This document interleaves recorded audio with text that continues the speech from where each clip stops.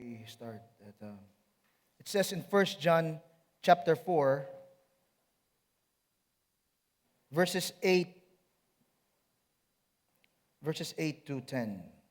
Verses 8 to 9. Whoever does not love does not know God, because God is love. And this is how God showed His love among us, that He sent His one and only Son into the world that we might live through Him. Amen. Happy Valentine's Day, everyone. Blessed morning.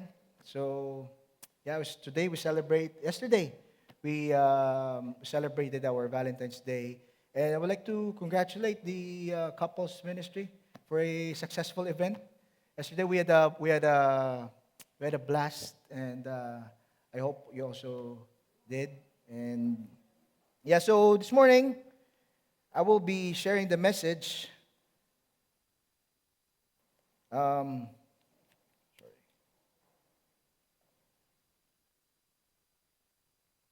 Title of my message for this morning is Divine Connection. Right, we're still in our year theme for this year, which is Divine Connection, Renewal, Rest, and Revelation. Right. By the way, I'd like to thank the Lee family for the armor given us yesterday. Appreciate it. Thank you. And if I didn't greet those who are watching online, blessed morning to you. And if we have guest here this morning, good morning also. So divine connection, right? It's the yearly theme, which is renewal, rest, and revelation. So this morning, I will be sharing the message about renewal. It's the renewal of our mind. But I titled the message this morning is Divine Connection, Guarding the Mind, Grounding the Life. Okay? So, our verse is found in Philippians chapter 4, verses 8 to 9. But before we read the word, let us pray. We just commit everything. Let's pray. Hallelujah. Father in heaven, we just come to you, Father God, with humble hearts. Bless, Father God, the reading of your word. And bless this service. Holy Spirit, come dwell within us. Open up our hearts as we receive your message. And we commit to you everything. In Jesus' name, amen. Amen. So Philippians chapter 4, verses 8 to 9. It says there, finally, brothers and sisters, whatever is true, whatever is noble, whatever is right, whatever is pure, and whatever is lovely, whatever is admirable, if anything is excellent or praiseworthy, think about such things. And whatever you have learned or received or heard from me or seen in me, put it into practice, and the God of peace will be with you. See,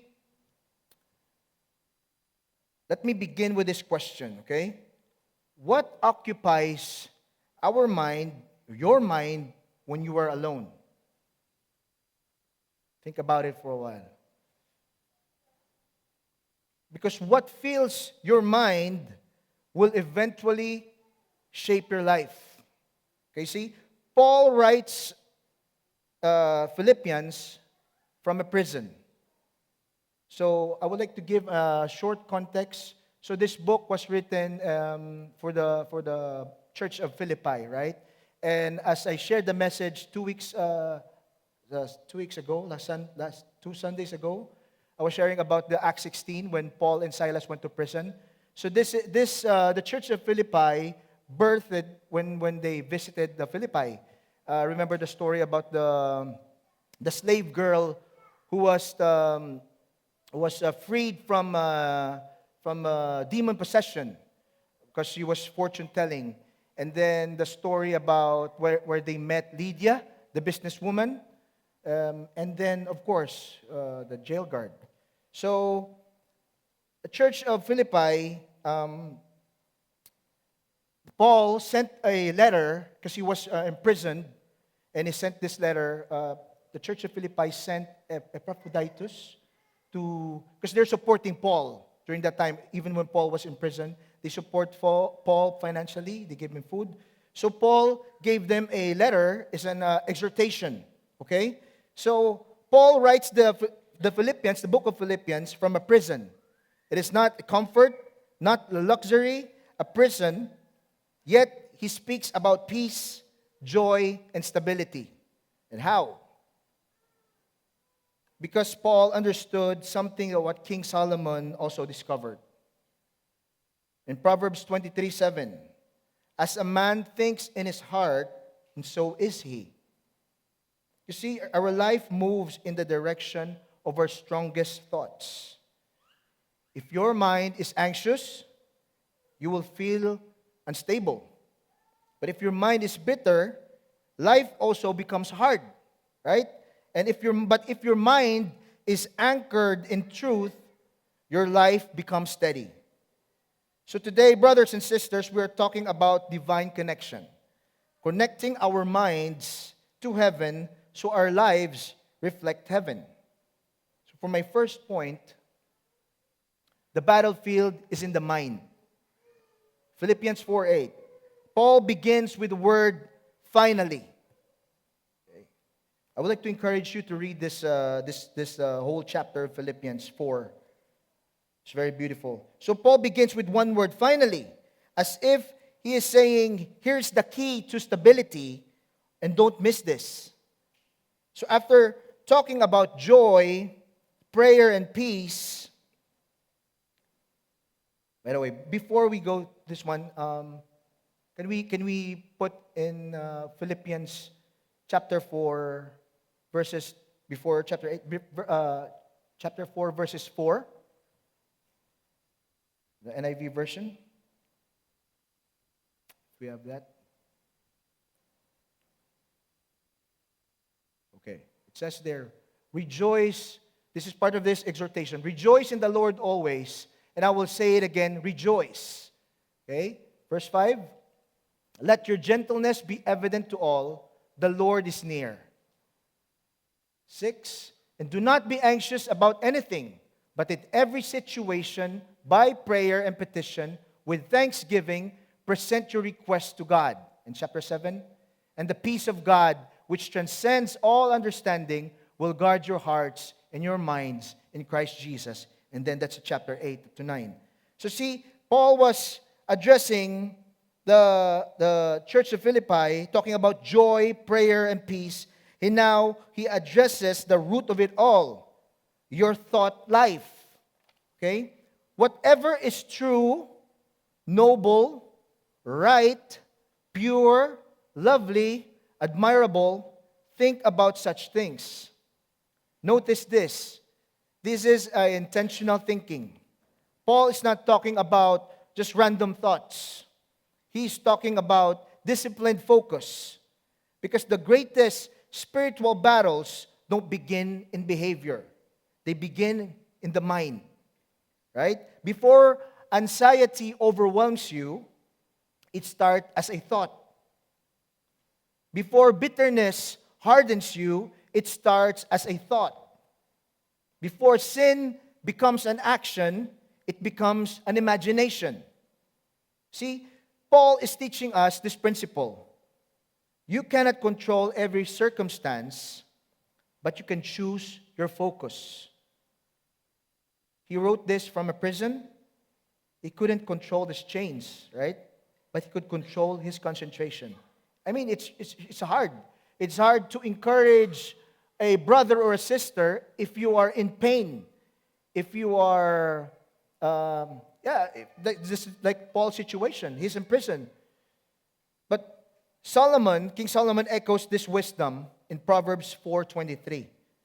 It says there, above all else, guard your heart, for everything you do flows from it. You see, I was doing my reflection, and I was doing a bit of study, research. If heart and mind, actually in Hebrew context, the heart and mind, the heart is, in Hebrew is lev or levav. So in Hebrew, the heart is not mainly the emotional center, okay? It is the control center of the person. The heart includes thinking, reasoning, remembering, deciding, intending, and feeling. But in our modern terms, we separate mind and heart.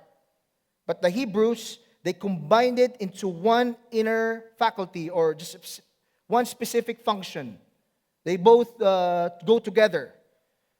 It says there, Proverbs 23:7, as a man thinks in his heart, and so is he, right? And you shall love the Lord your God with all your heart. So thinking happens in the heart.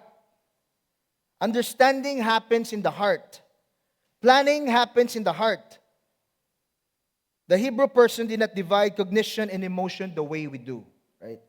In Hebrew understanding, the heart is the command center and the mind is part of that command center. So they function synonymously, okay? So above all else, guard your heart, what Solomon says, because everything flows from it.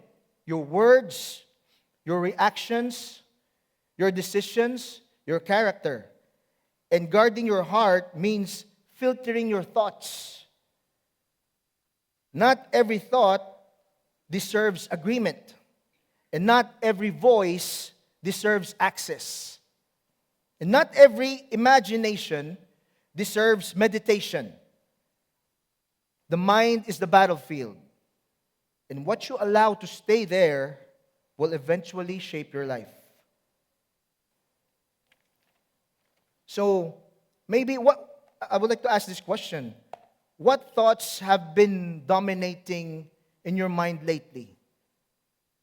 Is it fear, comparison, lust, offense, regrets, bitterness? But Paul gives us a filter. Let's ask ourselves, if those thoughts that dominates our mind, is it true? Is it noble? Is it pure?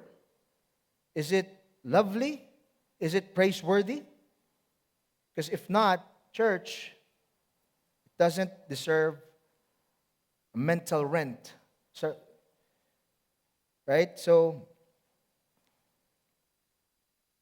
the second point, put it into practice. Philippians 4:9. Paul does not allow us to stay comfortable in only just reflection. I'm sorry. Let me go back here first. I would like to expound first what is true, noble, pure, praiseworthy, and lovely, okay?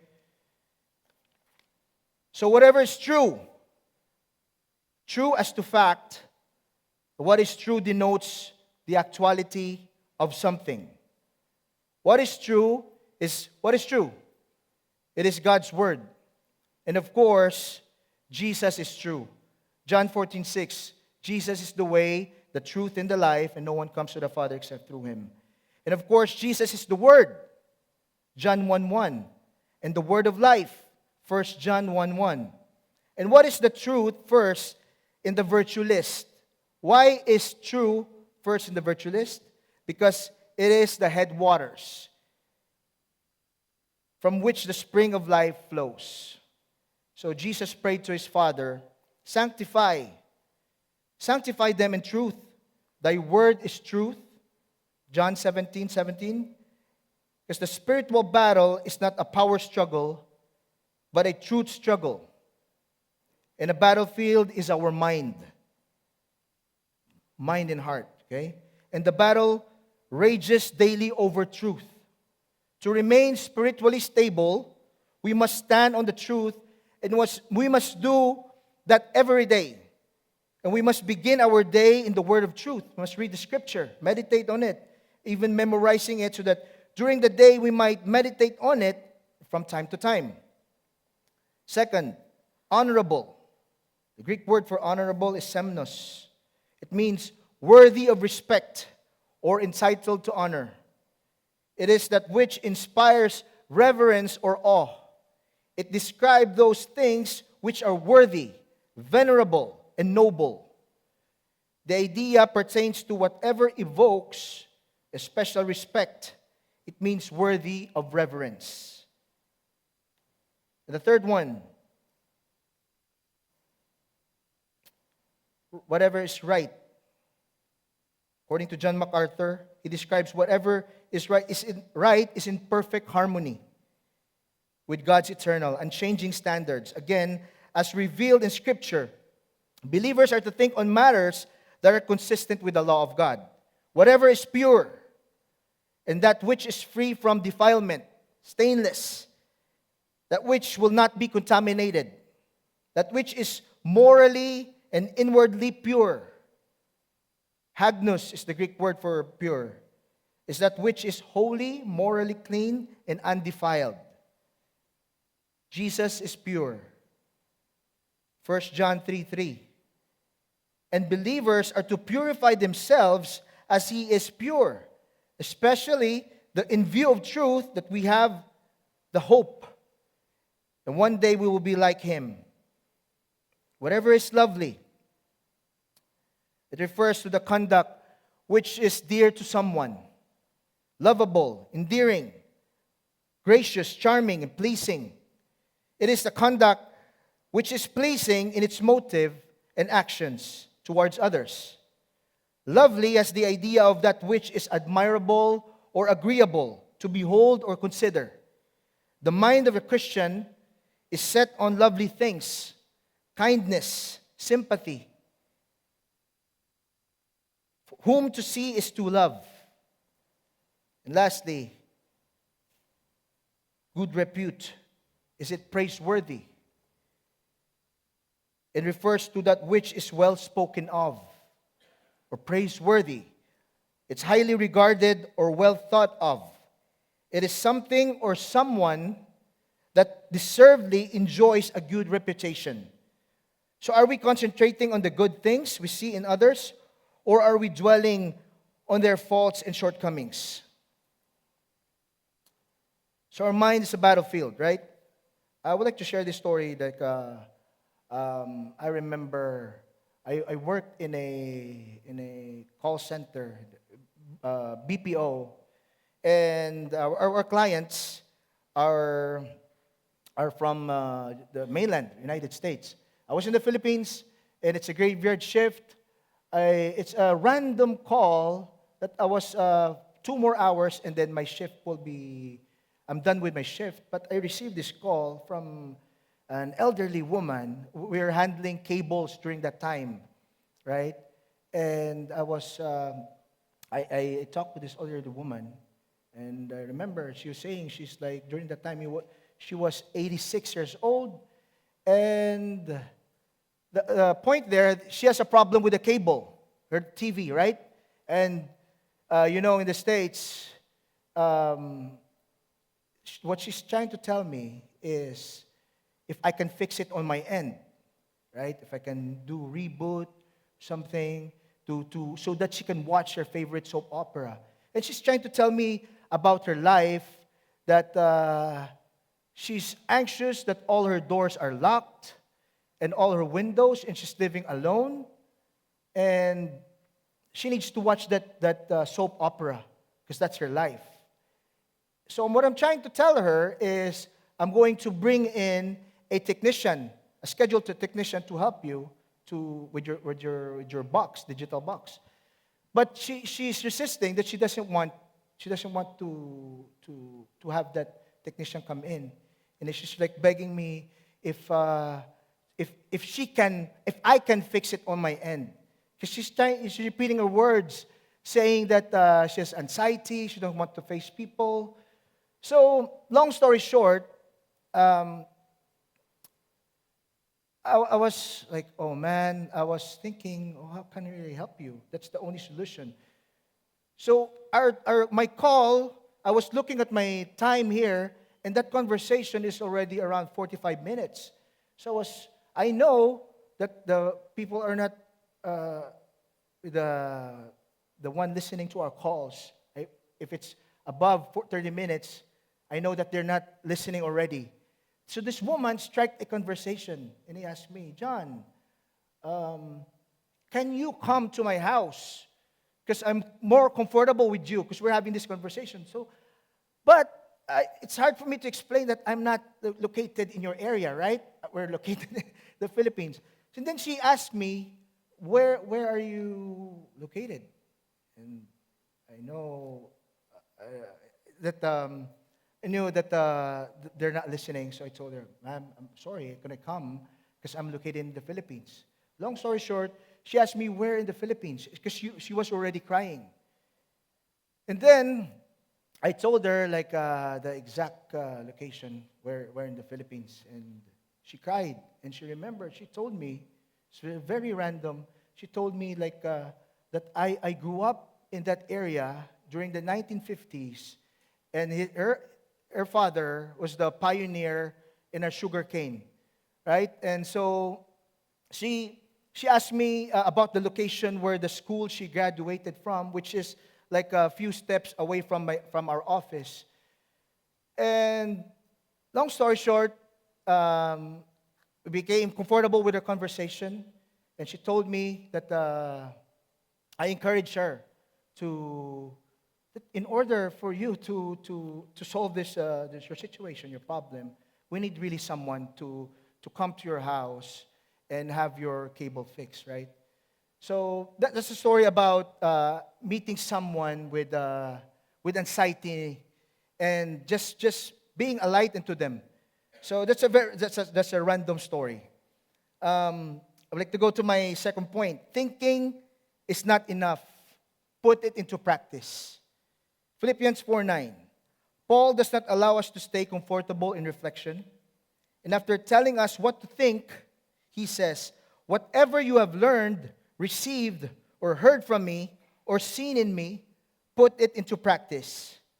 In other words, truth must travel from the mind to life. It is not enough to admire holiness. It must be embodied. It is not enough to agree with the truth. It must be obeyed. See, King Solomon, after tasting wisdom, pleasure, success, and achievement, came to a sobering conclusion. It says in Ecclesiastes 12:13, fear God and keep His commandments, for this is the whole duty of man. After all the exploration, he discovered some simple things. Obedience is everything. See, there is a kind of Christianity that delights in learning, but trembles at surrender. You can sit under a sound doctrine and still resist transformation. You can quote scripture, and yet you still live anxious. You can preach about trust and still rehearse fear. You can know that you are forgiven, and you still entertain accusations in your mind. Truth believed but not obeyed becomes spiritual weight.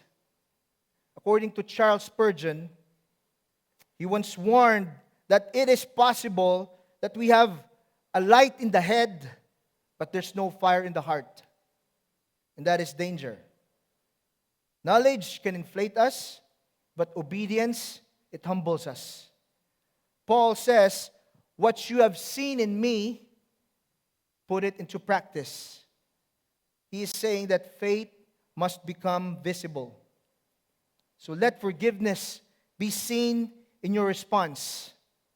Let purity be seen in your choices. And let humility be seen in your reactions. Let trust be seen in your calm when circumstances shake. Faith that remains in theory alone is fragile. Faith that becomes practice, that is powerful. You see, there are believers who love sermons, but they resist surrender, right? That's what I've said. Christians who love inspiration, but they avoid transformation. But the divine connection is not the mental alignment alone. It is daily obedience, renewing our minds. It is choosing the way of Christ when no one applauds. It is honoring God when it costs you something. And it's living what you believe even when emotions pulls the other way. Charles Spurgeon, again, would often press this question upon his hearers. What is the use of hearing about Christ if you do not follow Him?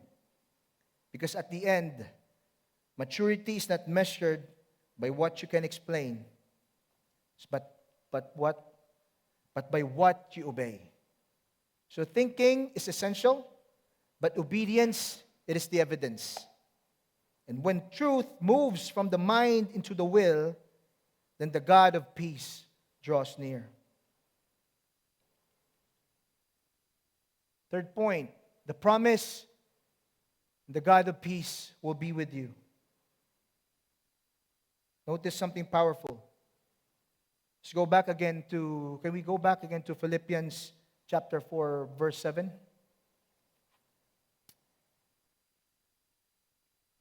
The peace of God will guard your hearts. Verse 7, yes. The peace of God, which transcends all understanding, will guard your hearts and your mind in Christ Jesus, right? But in verse 9, it says there, and the God of peace will be with you. See the difference. Those are not the same thing, okay? One speaks of receiving peace, and the other speaks of experiencing presence, God's presence. And there is a difference between having peace and walking with God, the God of peace. You can experience moments of calm. You can feel a temporary relief. You can have circumstances settle down. But what Paul is offering is greater. He's not just promising a feeling. He is promising a fellowship. The peace of God guards you, but the God of peace walks with you. And when God Himself draws near, peace is no longer fragile. And peace is not accidental. Paul connects this promise to alignment that think on what is true, practice what is obedient. Then the God of peace will be with you. See, peace is not just a random. It follows alignment.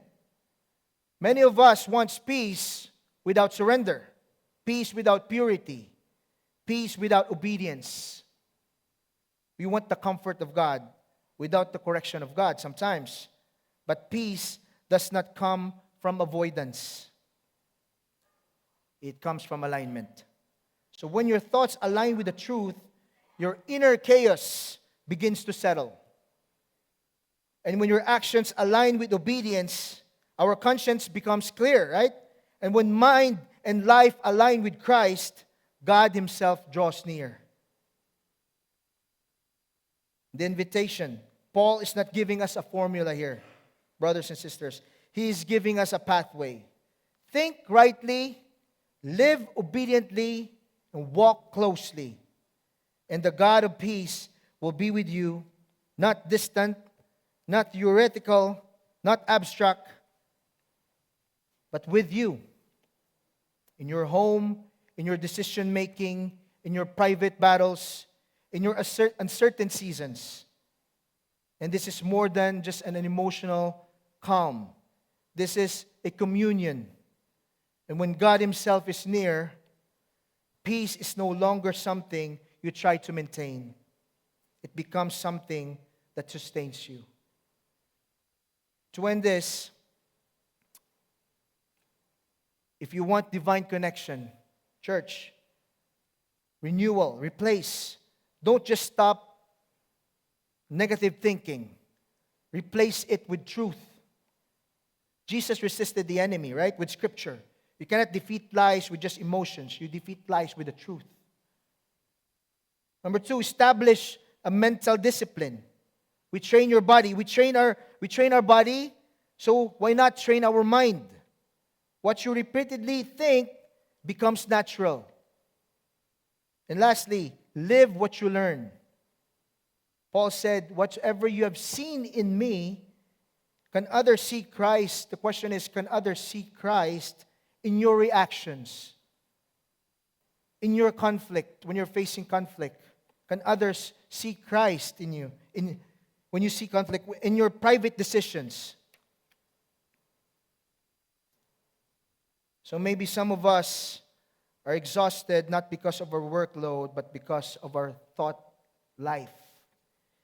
Maybe we're fighting battles that only exist in imagination. But remember this, Solomon said in Ecclesiastes, much dreaming and many words are meaningless. Overthinking steals the peace. Again, Philippians 4:8 is an invitation to a mental renewal. Maybe your prayer today is not, Lord, change my situation. Maybe the prayer that we should have is, Lord, change my focus. Your life will rise or fall to the level of your thought discipline. And you cannot entertain darkness and expect light. So just declare this, that our mind belongs to Christ, and our thoughts will align with truth, and our life will reflect His obedience, and the God of peace will be with me. Amen. Amen.